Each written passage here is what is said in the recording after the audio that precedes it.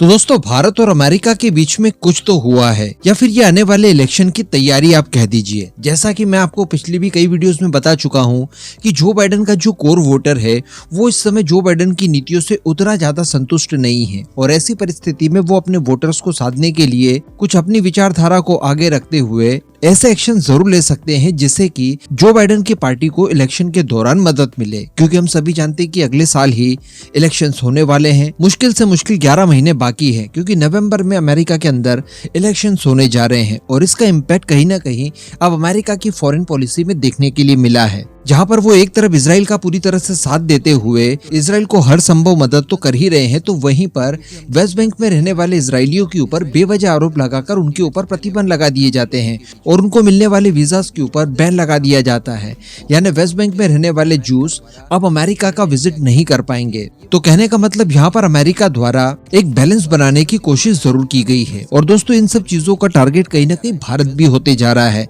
जैसा कि कुछ दिन पहले हम लोगों ने वीडियो में डिस्कस किया था कि जो बाइडेन को भारतीय आमंत्रण मिलने के बावजूद उन्होंने भारत का विजिट कैंसिल कर दिया है, और इसके चलते क्वाड का जो समिट 2024 में भारत के अंदर होना था वो भी अधर में लटक गया है। जबकि अगर भारत उन्हें नहीं भी डायरेक्टली आना था तो इसके अन्य ऑप्शंस हो सकते थे, अपने प्रतिनिधि को भेज देते, वर्चुअली शामिल हो जाते, लेकिन ऐसा कुछ करने के बजाय उन्होंने क्वाड समिट को ही स्किप कर दिया। तो ये कहीं ना कहीं एक अलार्म है भारत के लिए भी कि भारत इन फ्यूचर अगर अमेरिका से किसी भी तरह का संबंध बढ़ाने की कोशिश करता है, खासकर हमारे डिफेंस सेक्टर में, तो थोड़ा सा सोच समझ कर। इसके साथ साथ दोस्तों, एक और जो खबर निकल कर आ रही है, ये खबर भी इस ओर इशारा दे रही है कि कहीं ना कहीं अमेरिका भारत के साथ कुछ अनहोनी करने की कोशिश कर रहा है, या अगर अनहोनी ना भी करे वो, क्योंकि वो इस समय अफोर्ड करता भी नहीं है, लेकिन वो भारत को कहीं ना कहीं दबाने की कोशिश जरूर कर रहा है। और इसके लिए हथकंडा वही पुराना वाला माइनॉरिटीज और ह्यूमन राइट डेमोक्रेसी वाला जो उसका अमेरिका का ट्रेडिशनल वेपन है उसका सहारा लिया गया है।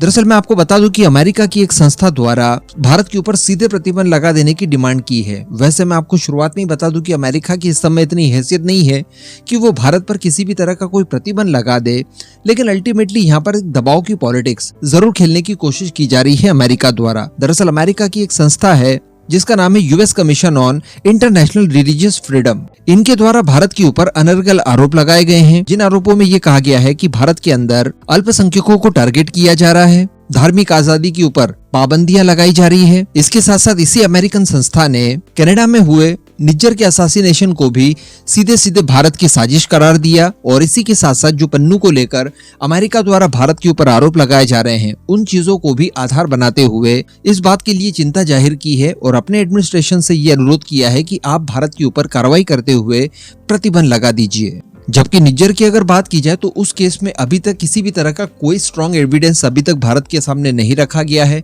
और अगर बात की जाए पन्नू की, तो इसको लेकर भी भारत द्वारा एक जांच कमेटी बैठा दी गई है, और जो भी अमेरिका द्वारा सबूत पेश किए जाएंगे उनके आधार पर प्रॉपर जांच होगी, उसके बाद ही किसी तरह का कोई निर्णय लिया जा सकता है। लेकिन इससे पहले ही अमेरिका की यह संस्था भारत के ऊपर कार्रवाई करने की मांग कर रही है। तो जो अमेरिका का ये रवैया है, इसको भारत काफी पहले से जानता था, इससे अच्छे से भाप भी गया था। यही कारण है कि हमारे आगामी जो प्रोजेक्ट हैं उनको लेकर भारत काफी ज्यादा सावधानियां बरत रहा है। एक्चुअली डिफेंस के क्षेत्र में, जैसे कि हमें तेजस मार्क 2 के लिए इंजन चाहिए, इसके अतिरिक्त हम लोग एमका के लिए भी इंजन की तलाश कर रहे हैं, जिसके लिए अमेरिकन कंपनीज भी एक प्राइम ऑप्शंस की तरह हमारे सामने खड़ी है। लेकिन इनको लेकर कोई ठोस निर्णय अभी तक इन्हीं सब कारणों की वजह से नहीं लिया जा रहा है। और इसके अतिरिक्त जो दूसरे विकल्प हमारे पास खुले हुए हैं, जिसमें यूके और फ्रांस का नाम आता है, उनकी ओर भी हम लोग देख पा रहे हैं। और एक बेहतरीन विकल्प मिलने के बाद ही इस तरह की किसी डील को हम लोग साइन कर सकते हैं। इसके अलावा हम लोगों ने नेवी के लिए जो फाइटर जेट रिसेंटली सेलेक्ट किए हैं, जिसमें रफाल एम को बताया जा रहा है कि चुन लिया गया है और अमेरिकन फाइटर को बाहर कर दिया है, इसके पीछे भी जो कारण काम कर रहे थे उनमें से एक कारण अमेरिका की इन्हीं खराब नीतियों को माना जा रहा है। यानी अगर भारत बहुत हद तक अमेरिका के ऊपर निर्भर हो जाता है और उसके बाद अगर अमेरिका अपना इसी तरह का रंग दिखाना शुरू करता है, तो ये भारत के लिए एक परेशानी का सबक बन सकता है। इसी के साथ साथ ये भी देखने के लिए मिल रहा है कि पाकिस्तान के अंदर भी इलेक्शंस आने ही वाले हैं, 2024 में ही होंगे, और इसको लेकर भी अमेरिका की जो एक्साइटमेंट है वो अलग लेवल की है। हम सभी जानते हैं कि पिछली बार इमरान खान को हटाने के लिए भी अमेरिका द्वारा काफी कुछ प्रयास किए गए, और रिसेंटली भारत के सुप्रीम कोर्ट द्वारा 370 को लेकर फैसला दिया गया है। इसको लेकर पाकिस्तान के अंदर जो बेचैनी बढ़ रही थी, वो बेचैनी ये लोग शेयर करते हैं अमेरिका के साथ, और इसके लिए जिम्मा संभाला गया खुद पाकिस्तान के आर्मी चीफ द्वारा, और पाकिस्तानी आर्मी के चीफ आसिर मुनीर द्वारा यूएस का एक ऑफिशियल विजिट भी किया गया, और वहां पर कश्मीर मुद्दे को लेकर अमेरिका के सामने पहले की तरह रोने की कोशिश की गई, और कश्मीर विवाद को सुलझाने के लिए यूएन की भागीदारी को यहां पर उन्होंने आधार बनाते हुए